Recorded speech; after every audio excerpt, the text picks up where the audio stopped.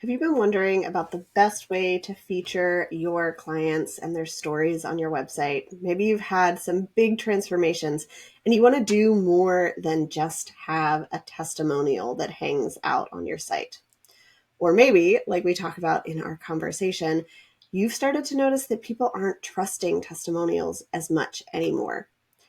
Today's episode with Brittany Herzberg is going to help you think differently about how you can use all of that customer information and their stories to convert new clients. So we are talking about using case studies to bring in clients, including the framework that you can follow in order to get a really powerful case study and put it together, and places that you can share that case study online.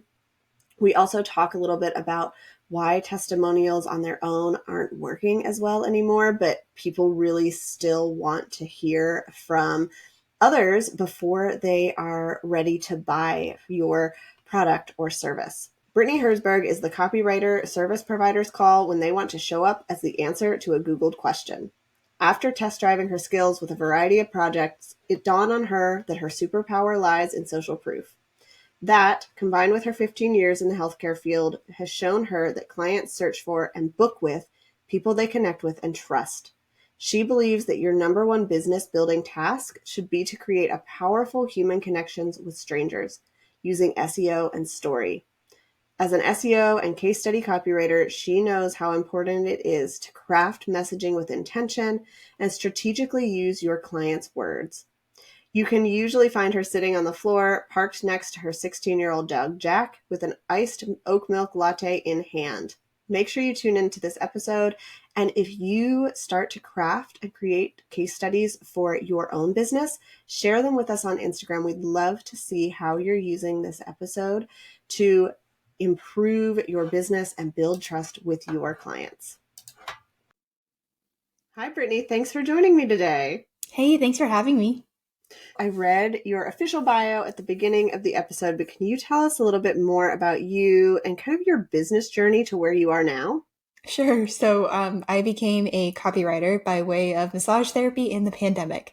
I was, locked in my apartment like everybody else was, missing my massage clients and trying to figure out like, okay, I need to do something. How can I make the most of my time and actually further my business? And, just what can I do? I was looking for some kind of outlet. And I decided to reach out to my clients because I'm really close with my massage clients. And I was like, what do you miss? What are you looking forward to once we get back in the studio? Because I noticed on my website, I was lacking testimonials. And I was like, this is a pretty simple thing that I can do. Got testimonials, decided to update my website copy. Around the same time, there were a couple of webinars or podcasts that I was listening to, things that I was like partaking in. And I realized, oh, I'm a copywriter and I've been doing my own copywriting for like 6 or 7 years. My health and wellness friends were coming to me also like right as I was learning, and they were like, can you help me with this? Okay, well, how about this project? Whatever. So I ended up writing emails, flyers, web copy, like you name it. And I was trying it because I wanted to see what I really liked and what I was actually good at. I'm pretty good at most of this stuff, but what I really noticed that I liked the most was web copy. So website copywriting. And then I love writing case studies and I love getting social proof and helping people with that. But I also really love SEO. That's how I ended up here being an SEO and case study copywriter. Awesome. So are you still working with kind of the health and wellness space, or have you branched out into more online business? Who are most of your clients? I stuck with health and wellness providers for the first, really like the first year. That was who I was calling in. And last year, about middle of 2022, I was like, you know what? I think I need to open up the gates a little bit more. So now I say service providers. But I also have lots of coaches and consultants and course creators that come in as well. Everybody who has a business who's like in that service provider, really just, we want to serve our clients. We don't really want to be business owners necessarily. And so there's a really like tight thread of connection between any of those industries, because we want to be the ones serving and not having to figure out how to run a business and market and bring people in as clients. Yeah, totally. And even with my business, I just wanted to be with my clients. But I realized I needed to, like, hey, I'm over here. I can help you. I had to say something because people weren't just going to automatically know that I existed. Even though I was like, can you? That'd be really wonderful. So, we're talking about case studies today, which I loved as a topic because I think a lot of us have heard we need to get testimonials, we need to have them on our website. Maybe we have like a Facebook review or a Yelp or a Google review here and there. Maybe we need to start by our testimonials and case studies different for people, like just as a baseline. So testimonials and case studies are different, but also like if you kind of can put yourself back in, I don't know what it was. I think for me it was like 7th or 8th grade math. Like not all of these things are the same, but this kind of fits under that category. Social proof is the overarching umbrella. Testimonials are usually just quotes. It can also be screenshots, but it's usually like some snippet of someone's experience, like a thing that they're saying, a win that they had, or a thing that they loved about working with you. Case studies allow you to have like the full story, or like they give you nuance. You get to zoom out and see the entire journey. Another analogy I like to use is that testimonials are like the movie trailer and case studies are like the feature length film where you actually get to see the whole story. So they're both good, but they do differ a good bit. So, why are case studies then better than testimonials for a lot of people in their marketing? So, I mean, it does allow you to see that whole journey. The testimonials that started to drive me up a wall were the ones where people were like, I made $300,000 in one email overnight. And it's like, okay, but what did you have in place? How long was this journey? How big is your email list? Like, what are those other things that are adding up to you being able to have this massive success that for a lot of us feels like so out of reach? So, case studies give you that whole, like I said, they give you the nuance, they give you the full story, they walk you through exactly what happened so that that person could have that big win. I had an episode coming out later about ethical launches, and we talked about how we have to be transparent with those types of things. Yes, you can have somebody make like $100,000 on their launch, but what did they have in place? And I love that case studies are really a way to showcase like the whole journey somebody has. And even if it's a smaller win, it doesn't mean that it's less valuable if people can see themselves in it. That may be what they're looking for. They might say, like, that is what I need. I don't need this huge launch that I'm not ready for, or whatever it is that they're coming to you for. Yeah, and that's actually something we might touch on this in a little bit, but that's something that I encourage my clients and just business owners in general. Don't overlook those quote unquote smaller wins. I think of them, right? I talk about them as internal wins. So those emotional wins, meaning like I went from stuck to feeling really empowered. I went from like really confused to being so clear on this thing. You can't overlook it because a lot of times those emotional or smaller in air quotes wins are going to resonate even more than the monetary wins. Awesome. So, why do you like using these in your content marketing and using case studies as marketing as opposed to kind of more traditional kind of here's a Instagram caption or whatever we're doing? Yeah, so case studies they've got such a long lifespan. They can be with you for years, especially if you plan on having a program or even a service around for a while. They've got legs, like they've got some staying power. So I love using them because they can help you on those days when you're mentally during a launch, just like, I don't really feel like going with this, but I've got this other thing I could talk about. Or even if you're planning your launch ahead and you're really good and organized and strategic, like I would love to be one day, where you can plan in, I want to have an email where I link out to so and so's case study, or you have a post on social where you're like, I want to make sure to send them over so they can check out this person's journey. They allow you to be strategic, but they also allow you to have something to fall back on for those days when it's just like, I'm not feeling it, but I like talking about this person's story.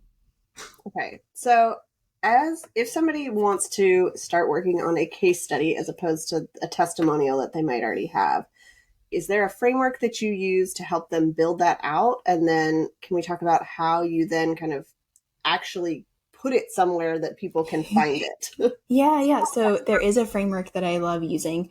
And you can kind of think of it as like before, during, after. If we're talking in stories, they need to go through some kind of journey with you. And this framework, I talk about this often. I created it because I wasn't the best storyteller and I needed something to follow myself. So it's called the PET framework. The P is problem. So what was that thing that they were stuck, trying to solve? What help did they need? Why did they choose to work with you? And then E is for experience. So the actual during part. What was that program like, or that service like? What was it like working with you? What aha moments did they have? This is also a wonderful place to extract a piece of your framework, or something that you just like work with clients about or talk to them frequently about, and really shine a light on it. And then T is for transformation, for those wins, for the after. Now that they've worked for you, how are they feeling? What's possible? What have they experienced? What do know have now that they've worked with you as a direct result of working with you? So I guess to follow up on that, do you collect that information as you go, or do you kind of ask it all at the end? You could do either, the famous "it depends," but it does depend. So whatever works for you. I have found that even going back to my massage days, I was constantly checking in with my clients. I wanted to know, like, how did they find me when we were first starting to work together? And this still goes for my copywriting clients, but like, how did you find me? What about me stood out, or what about this offer stood out? So I'll ask them that early on during the experience. I'm always listening for, like, what are they dropping? What texts are they sending me? What are they excited about that they're sharing with me? Or are they just telling me, like, hey, this is really organized, or I'm really enjoying that you're checking in with me? And then it's most common, I would say, to follow up at the end. A lot of times that just works easier for people's, workflows. So do whatever's going to work well for you. But if you're doing it toward the end, the most successful way to like gather this information that I've seen is to get on a video call with someone and just ask a question, and then do the hardest thing that's possible for a business owner, and sit and listen. You ask the question and then you stay silent and let them answer. Okay. I think that's helpful. And I feel like most of us are probably collecting some of that information along the way. Where did you find me? And so it's not hard to pop in another question like, what are you struggling with that made you reach out? Just so we can capture what the problem is before they've had time to like edit themselves and think about it. So asking someone verbally, but especially when you have them in the moment, like on a video call, it's great, like you said, because people aren't going to edit themselves. If you just send a survey, like a written form, like a typed form or Google form, there's nothing wrong with that. But you're going to find that people are going to edit themselves. And it's a lot better for us as business owners to get that raw version of what they're going to say. And being the client or being the student, it's hard to recognize that, because you really want to put together an answer that's going to like wow this person and help them bring in more people. So yeah, if you can get the raw unedited version, that's going to be like that much better for you. So then how do you take all of this information and like create a case study? Is it in a blog post? Is it in a PDF? Like kind of where does it live? Yeah, so that's part of the magic of it, is it can live in so many different places. But where I suggest like the big case study lives is on your website, either as a blog or as a separate web page. So you could take something like an about page, copy it, and then make that into the case study. Or you could have it live on your blog. I haven't personally found, like, putting my SEO hat on, I haven't found a better way, do this versus that. So again, what works for you, what feels easy and doable for you. Are you working with a web design team? Are you not? Like, what do you need to make this happen? I don't think you can go wrong either way. And then you're able to, highlight that in, let's say, like a pricing guide or a menu of services that you have. You could, again, link to it on, I have a lot of mine. It's very meta on my Instagram link. It's like, I help you write case studies, check out all these case studies. So you could have it in a variety of different places. Yeah. Once you have those together and you're just like including it on your website for SEO purposes, because I've seen some people, it's kind of like it's a download or it's a back end thing, but you're kind of using it with the SEO to like bring people to your site and try to convert them into working with you. I feel like I was the kid in school. I was a straight A student and I was always taking advantage of extra credit. So I feel like this is like a business owner's version of extra credit. And why not try to go ahead and show up in search results for people. It's free. It just takes a little bit more effort on your end at the beginning, but once you do it, then you can start to show up in front of really dreamy, ideal clients for you. There are several pieces that you can add into your case studies to make sure, or to really try to do your best to show up as those results for a Googled question. But if you want help with that, I have a checklist and I can mention that at the end too. But really, if you're being intentional with who you help, how you help them, what you want to be known for, what your why is, if you're being intentional with all of that, it's going to show up in your messaging naturally. So you're probably doing better than you think you are. But yeah, I mean, it's definitely like, why not try to have this story show up as a search result, have a warm lead, click on it. And then one of the beautiful things that I think case studies do is they speed up that, process of earning that trust factor faster. So, why not try to have someone convert a little quicker? Yeah, that makes sense because they're seeing themselves in that story and they're going, oh, and it's the same thing with testimonials, but this is more in depth. They can kind of see the whole process.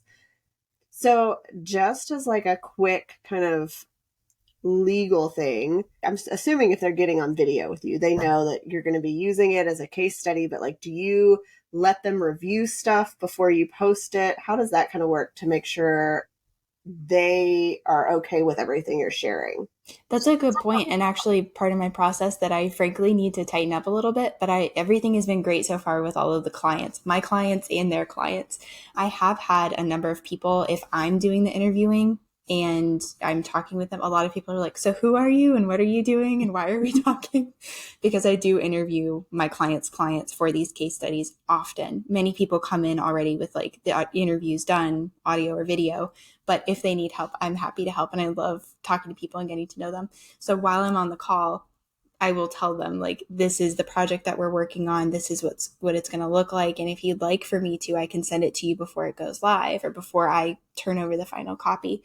Most people are just excited to see their story, but there have been a couple times where I knew that there was some hesitation around like part of the story or something like that. And so I wanted to handle that with care. And we were able to work together, like me and then the case study subject, if you will, work together to figure out the wording of that.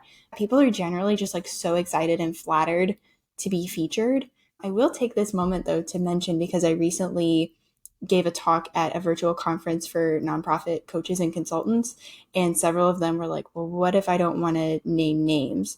And there is a way to handle that. You could do one of two things. The first thing you could do is just give the person an alias and upfront just let them know, we're going to call this person so-and-so, but that's not their real name. But, for HIPAA purposes, we're going to do that. The other thing you could do is leave names out of it and just be descriptive. So like if I was going to talk about myself, I might say, Brittany Herzberg, SEO and case study copywriter, a 32-year-old white female living in New England, something like that. Like give enough where like I live in New England, I have a dog, I've got, these elements that people can latch onto and say, oh, I can see myself being friends with her. Or, oh, I have a dog too, or like whatever that might be. But giving them enough anonymity where like you're not identifying the person. So it is possible to do case studies that way as well. Yeah, that's really helpful because I think some people listening might be in those fields where it's like, I can't share their name, or there might be some sensitive things that we're talking about in our work together. And so we want to make sure there's consent all around. And it sounds like as long as you're upfront and if they have some questions, you can answer those, then people are open to it. If they've had a good experience with you, they want you to succeed. Right. They really do. And that's part of it too. If we rewind all the way back to trying to figure out, this is a question I get a lot, is like, how do I figure out who to feature in a case study? So this is a really good example of like someone had such a wonderful experience. They've had really great wins. They're your biggest cheerleader. Honestly, I'm a great person for people to write case studies about, because if I like working with someone, I am out here talking about them all day, every day. So that's the kind of person that you would want to feature in a case study, and who would be so excited to be featured in a case study that they're going to put it in their blog and they're going to talk about it on a podcast. And, so you'll get traction from them as well. Yeah, I think that's an easy way to look at it. If you have clients who are referring other people to you, those are probably the people you want to reach out to first. Yeah, definitely. The ones that are out there like waving their hand already, go with them. Yeah. So, how do you use these case studies when you are launching a service or a product or a course? Something I've seen a lot of my clients do, and also things that I recommend to them, are to use them in the launch email sequence. People want to hear stories now more than ever. I had a program that I launched last year where I was showing people how to write case studies. And when I was doing a little bit of my like voice of customer language before I launched it, so many people, like 9 out of 10 people, were like, I don't know if I can trust testimonials anymore. So having a case study would give it so much more, again, nuance, give me the full details, let me see the full story. So testimonials are great, and I use them in case studies. And case studies are just like testimonials on steroids. So there's a way to like up level it. When it comes to actually using them, having an email that you link out to, and that can take shape in several different ways, having them linked in your bio for Instagram, things like that. If this is more of a service and not something you're launching, you can link it in your pricing guide or pricing menu. You can even link it throughout your website.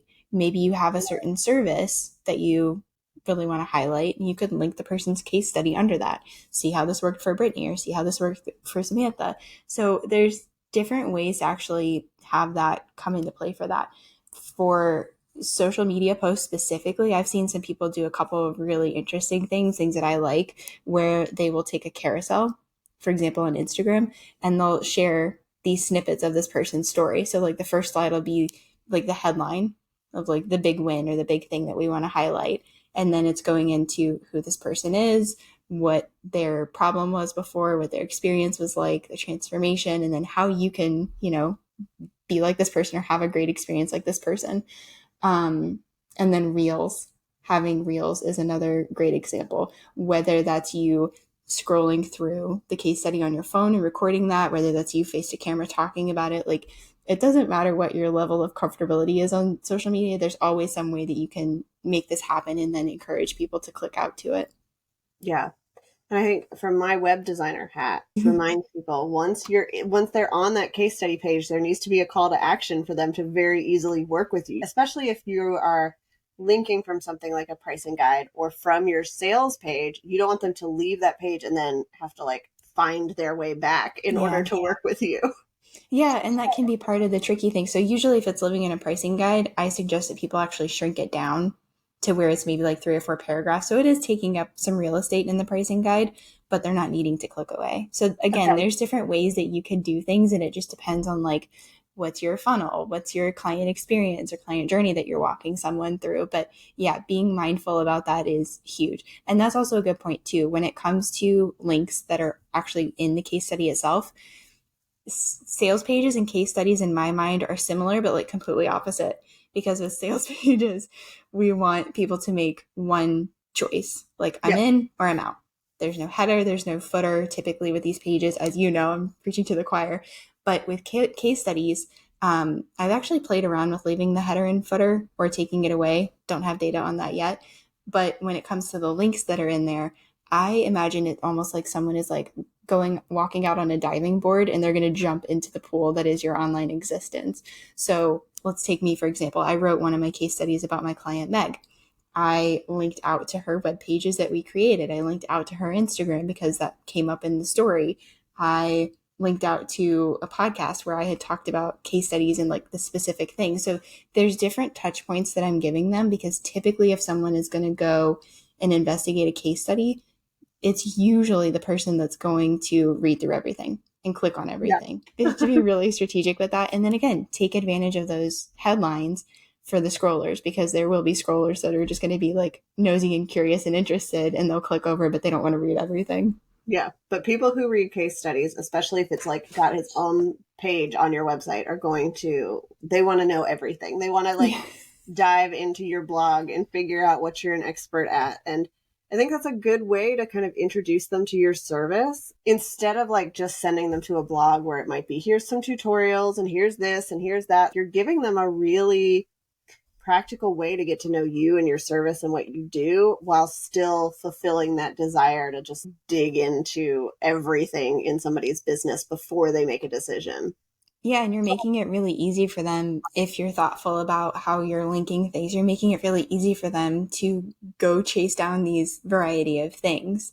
You're just like, here's the stuff you really need to know, especially if you're interested in this particular story. So, like, go click on these things. Have fun. I also thought it was super interesting that your voice of customer is telling you people aren't necessarily trusting testimonials anymore. Do you have any insights onto like why that might be? I think so. It's very interesting because I just recently went through and was grabbing more statistics about SEO and storytelling and social proof. And people are very much like they don't want to make a buying decision. They don't want to click buy unless they see some social proof like testimonials. And at the same time, we're like, did this person actually write this? I'll give my personal example. I'm staying in different Airbnbs while my boyfriend and I house hunt. And some of the reviews, we get to the place and we're like, really? You thought this was great? Like, I'm very confused. Did your neighbor write this? Did your best friend write this? So people are having a lot of these experiences, and we're very, we're smart buyers now. Our buyers are very savvy. Our clients are super intelligent, and they've caught on to the different marketing methods and things that are at play. So they know that you can buy likes. They know that you can buy followers. They know that you could probably do something really shady and buy testimonials. So that makes them a little bit more skeptical, especially when it's like those like pie in the sky wins where it's like, I had the $100,000 launch in an hour. That does happen, just not to everybody. So I've been on Amazon a lot trying to like find shoes for my kiddo. And there are people that you read through the reviews, they'll have like 5-star reviews, and people go, these reviews are for a different product. They just changed the listing. Businesses have gotten smarter to try to trick people, but people are now are like, okay, I know what you are doing. And so I think that's where a case study can be really helpful. Like you are showing the whole thing. It's really hard to make up a whole case study. It really is. Like, I haven't even tackled that because I'm like, I don't want to create a character and figure out all the things. Real life stories, real people are much more interesting than things that we could make up. No offense to fiction writers. When I've been on somebody's website and I recognize a testimonial from somebody that I know, I will reach out to that person and be like, okay, how was it really? Like, Yeah. what was it really like? And so we have to know that people are going to do that. They understand that you're only listing the best testimonials. You're not going to list on your website somebody's bad feedback. If we can share the story, if we can share where they were at and where the experience, and even maybe some of the struggles or things you had to work through, that can be a whole lot more helpful in their decision making. And for so many of us, we want to be authentic. We want to be ethical in the way we do business. And that's a really simple way to get that across to people. Yeah, it's great. And it's a really powerful and effective way too. And I have definitely been, like I said, if I like something or someone, I am like shouting it from the rooftops. So I do get featured as testimonials on a lot of my mentors' websites. And I've had that happen where people will reach out to me and say, okay, how was it really? So again, like you said, if you're, listening to this and you can be proactive and you're like, I'm just going to write a case study, you're getting ahead of the curve and you're helping that person make a well-informed decision. You might be saving them time because they won't have to reach out to the person who's featured in the testimonial. Yeah. They'll just be able to click over to the thing. Oh, this is how it works. Okay, that's cool. Yeah. So as we wrap up today, I know you've got a couple of links that you wanted to share, and you've got a really cool freebie for people. So can you share all of that, where people can connect with you and find out more about case studies? Yeah, sure. All of the things. So I'm most active over on Instagram, and I'm Brittany_Herzberg. Don't try to spell that. I'm sure we'll link that. I'm also Brittany Herzberg on LinkedIn, which I'm picking up my activity over there. And then for places to connect with me, another one, website, and then the free things. There's two. So there's two big ones. The first and possibly most interesting, if you're listening to this, is probably going to be the Profitable Case Study Roadmap, which is a pretty big download, but I walk you through like step by step everything that you need to do in order to create the case study, and then give you some of those ideas that we talked about as far as like how you can use it to actually market with case studies. The other thing, the other kind of like component or companion piece that I like to think of it as is the SEO basics checklist. And that walks you through, like I said, when you're creating these case studies or really any web page, these are I think it's 7 places where you need to utilize your keywords. And I walk you through that, and there's a video, and it's a whole thing. And then my friend Crystal and I have a podcast called The Simple and Smart SEO Show, where we have guests like Samantha on our show, and we talk all things SEO and the different ways that, we can link to things and be smart about this, 3-letter little thing that seems so intimidating to most of us. Awesome. I wanted to have this episode after I did your case study roadmap, so people should definitely check that out. And the podcast is so smart, and I've learned so much knowing some stuff about SEO. So definitely check that out. We'll link to everything in the show notes.